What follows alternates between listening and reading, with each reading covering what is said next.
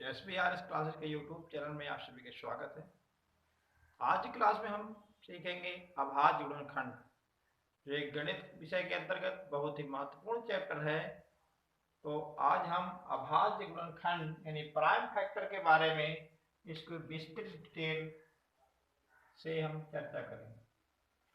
अभाज्य गुणनखंड जैसे कि नाम से ही विदित है, अभाज्य गुणनखंड यानी इसके गुणनखंड में केवल अभाज्य संख्याएं आनी चाहिए। अभाज्य संख्याएं, अभाज्य गुणनखंड सीखने के पहले हमें अभाज्य संख्याओं का पता होना चाहिए। जैसे कि हम अभाज्य संख्या के बारे में थोड़ा देर समझ लेंगे। अभाज्य संख्या, अब प्रश्न उठता है ये अभाज्य संख्या क्या होती है। अभाज्य संख्या एक ऐसी संख्या होती है जिसके केवल दो गुणनखंड होते हैं। दो गुणनखंड यानी एक तो स्वयं और एक केवल। यदि इसकी परिभाषा पर ध्यान दें तो अभाज्य संख्या वो होती है, मैं बोर्ड में लिख रहा हूं, ऐसी संख्या जो एक और स्वयं के अलावा, एक और स्वयं के अतिरिक्त किसी भी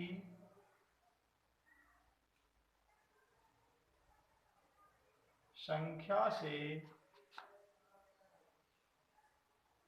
भाज्य न हो, किसी भी संख्या से भाज्य न हो उसे हम अभाज्य संख्या कहते हैं। ऐसी संख्या जो एक और स्वयं के अतिरिक्त किसी भी संख्या से भाज्य न हो अभाज्य संख्या कहलाती है।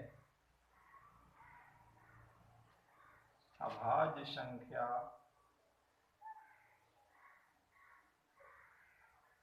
कहलाती है। जैसे हम उसका जैसे बता रहे हैं, जैसे दो है, दो का केवल दो ऐसी संख्या है जो केवल दो से कटेगी और एक से कटेगी, इसके अलावा दो किसी भी संख्या से विभाजित नहीं होगी, इसलिए तो हमारी अभाज्य संख्या है। फिर 3, 5, 7, 11, 13, 17, 19, 23, 29, 31, 37, 41, 43, 47, 53, 59, 61, 67, 71, 73, 79, 83, 89 और 57।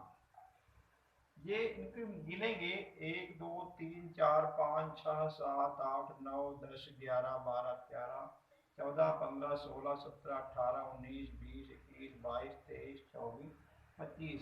ये आपकी 25 संख्याएं हैं जो 1 से 100 तक में आती हैं और अभाज्य संख्या है। अगर प्रश्न आ जाए 1 से 100 तक में कितनी अभाज्य संख्या हैं, तो हमें बताना है 25 अभाज्य संख्याएं। कौन कौन है आपकी स्क्रीन बोर्ड में दिख रहा होगा, इसको चाहे तो आप रोक के नोट कर सकते हैं। मैं इसे फिर रिपीट कर रहा हूं। अभाज्य संख्या ऐसी संख्या जो एक और स्वयं के अलावा किसी भी संख्या से भाज्य न हो अभाज्य संख्या कहलाती है।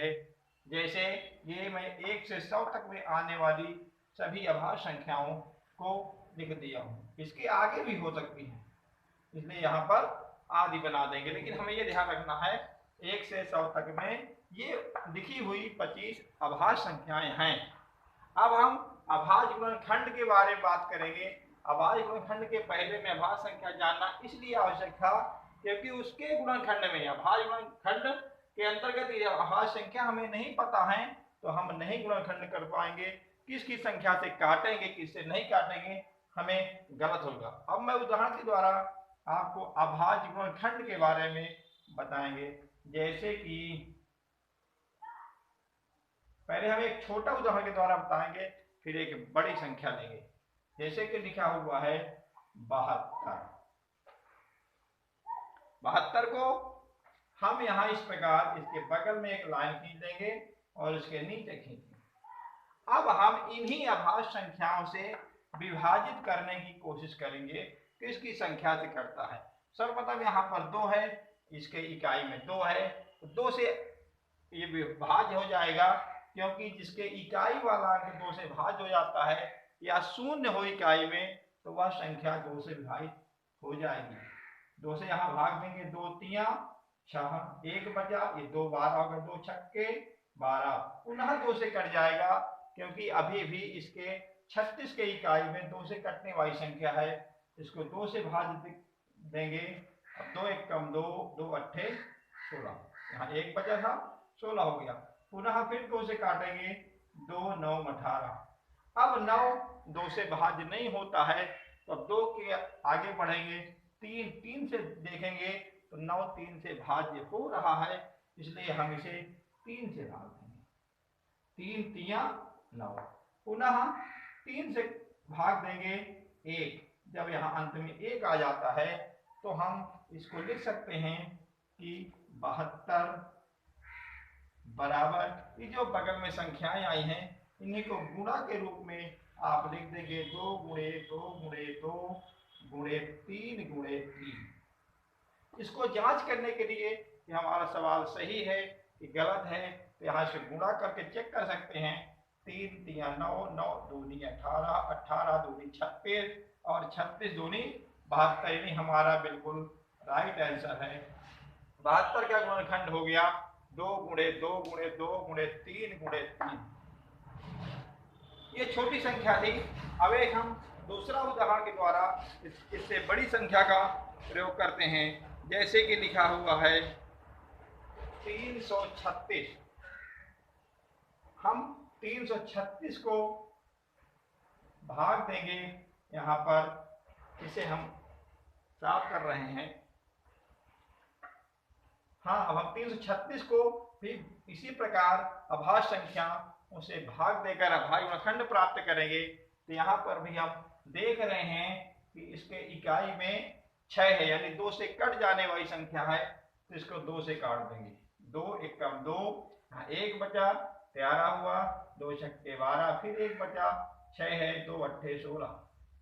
पुनः 2 से भाग चला जाएगा क्योंकि इकाई में अभी 2 से कटने वाली संख्या आ रही है। 2 8 16 हुआ और 2 चौके 8।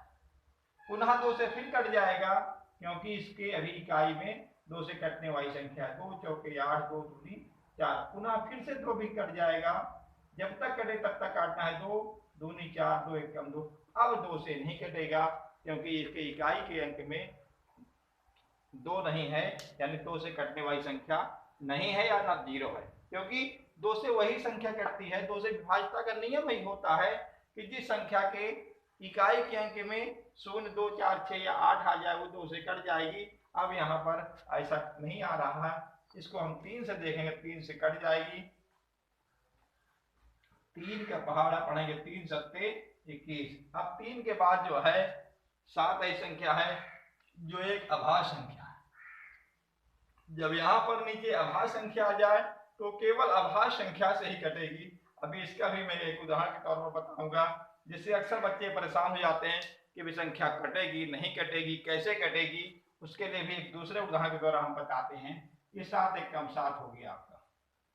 अब इसी को 336 के आगे बराबर करके हम लिख देंगे 2 गुणे 2 गुणे 2 गुणे 2 4 बार और फिर गुणे 3 गुणे 7। ये आपका 336 का अभाज्य गुणनखंड प्राप्त हो गया। 2 गुणे 2 गुणे 2 गुणे 2 गुणे 3 गुणे 7। अब मैं एक आपको ऐसा उदाहरण द्वारा प्रस्तुत करूंगा जिससे हम कंफ्यूजन दूर करें, क्योंकि बड़ी संख्या आ जाती है और फिर पता नहीं होता है किस संख्या से कटेगी कि नहीं कटेगी। उसके लिए एक हम दूसरे उदाहरण से देखेंगे। जैसे संख्या लिखी हुई है 870, क्या लिखी हुई है 870। अब 870 को हम यहाँ 2 से भाग देंगे, क्योंकि इसके इकाई में शून्य आ रहा है। 2 से भाग देंगे, 2 चौके 8, 2 तिया 6, 1 बजा 2 पंजे 10। अब ये 2 से नहीं कटेगा। अब 3 से काटने के लिए अगर हमें नियम पता है तो 3 से विभाज्यता बड़ी आसान से आ जाती है। इसके लिए हम एक अलग वीडियो बना देंगे विभाज्यता का। फिलहाल बता दे रहे हैं, आप चाहे तो नोट कर सकते हैं वीडियो को रोककर। 3 से भाज्यता यह होती है जिस संख्या के अंकों का योगफल 3 से भाग चला जाता है वो संख्या 3 से कट जाएगी। जैसे कि इसको हम योग करेंगे 5, 3, 8, 4, 12। इन अंकों को जोड़ लेंगे आपस में। 435 हमारे पास बचा हुआ है, तो ये हो गया 4 + 3 + 5। इसका योग करेंगे 4, 3, 7, 5, 12। अब हम 12 में 3 का भाग करेंगे, 3 चौके 12। अगर इन संख्या के अंकों का योगफल 3 से पूरा भाग चला जाता है तो वो संख्या 3 से भाग चली जाएगी। इसलिए इसको 3 से भाग देंगे। 3 एकम 3, 1 प्यारा हुआ, 3 चौके 12, 1 5 15 हुआ, 3 पंजे 15। फिर से चेक करेंगे 5 4 9, 9 1 10। अब 3 से नहीं कटेगा क्योंकि 3 3 9 होता है, इसका योगफल 10 आ रहा है, तो 3 से नहीं कटेगी। 3 के बाद यहाँ देखेंगे 5 से काटेंगे। 5 से काटने के लिए हम देखेंगे जिस संख्या के इकाई के अंक में 0 या 5 आ जाए, 0 या 5 आ जाए, वह संख्या 5 से विभाज्य हो जाती है। इसलिए इसे हम 5 से विभाजित करेंगे। 5 दूनी 10, 4 बचा 45 हो गया, 5 9 45। यहाँ पर अक्सर बच्चे परेशान हो जाते हैं, जब 29 आ गया अब ये कटेगा, किससे कटेगा, नहीं कटेगा, क्या होगा। इसके लिए आप सभी को स्क्रीन बोर्ड पर आभाज्य संख्या लिखी हुई है, आभाज्य संख्या आपको याद कर लेना है और इसका जैसे लिखा जो हुआ 1 से 100 तक में आने वाली सभी संख्या यहाँ पर लिखी हुई हैं, इनको हम पढ़ लेंगे, याद कर लेंगे। अगर गुणनखंड करते समय इन संख्या जो लिखी हुई संख्याएं प्राप्त हो जाएं तो उन पर बिल्कुल परेशान नहीं होना है, क्योंकि वो आभाज्य संख्या है, वो वही उसी संख्या से कटेगी, इसके अलावा की संख्या से नहीं कटेगी। यहाँ पर हम जब ध्यान से देखते हैं तो यहाँ 29 हमें प्राप्त होता है। यहाँ पर देख रहे हैं 29 अगर प्राप्त हो जाता है तो ये संख्या किसी संख्या से विभाजित नहीं होगी, इसलिए हम इसको 29 से ही भाग देंगे, 29 से ही विभाजित करेंगे। 29 एकम 29। अब आपका 870 का अभाज्य गुणनखंड आ जाएगा सामने आपके 2 गुणे 2 गुणे 5 गुणे 29। अक्सर हम लोग यहाँ पर फंस जाते हैं कि अब ये कटेगा नहीं कटेगा। इसी प्रकार आपके गुणनखंड करते समय मान लो इनमें से कोई संख्या आ जाए, 71 आ जाए, 73 आ जाए, कुछ भी आ जाए, तो वहां पर परेशान होने की बिल्कुल आवश्यकता नहीं है। वो संख्या उसी संख्या से विभाजित होगी अगर अभाज्य संख्या कोई आ जाती है तो। जैसे 97 आ जाए काटते काटते, तो हम नहीं आपको परेशान होना कि 97 किस संख्या से कटेगी। 97 एक अभाज्य संख्या है, इसलिए 97 से कटेगी, उसको किसी दूसरी संख्या से विभाजित होने में परेशान नहीं होना है, क्योंकि वो नहीं कटेगी। तो इस प्रकार 870 के हमने अभाज्य गुणनखंड किया, जिसको आ गया 2 गुणे 2 गुणे 5 गुणे सीधे सीधे 29। अब हम अभाज्य गुणनखंड हमें आशा है सब लोग समझ गए होंगे।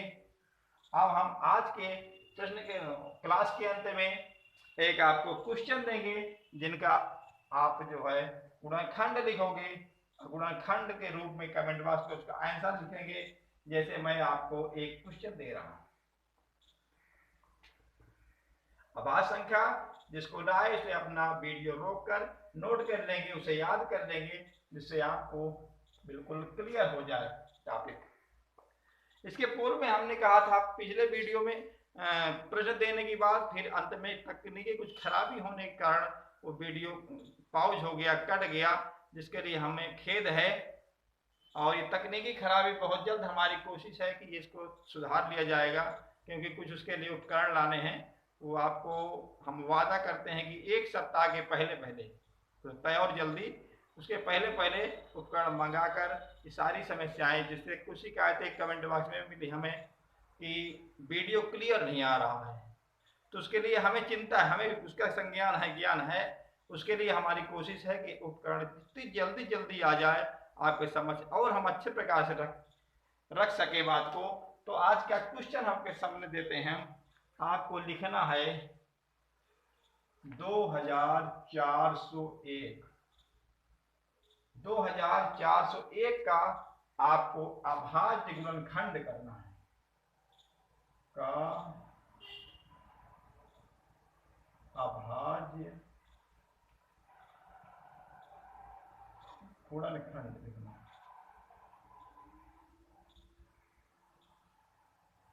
हम आशा करते हैं सभी बच्चे लोग ध्यान से समझ गए होंगे।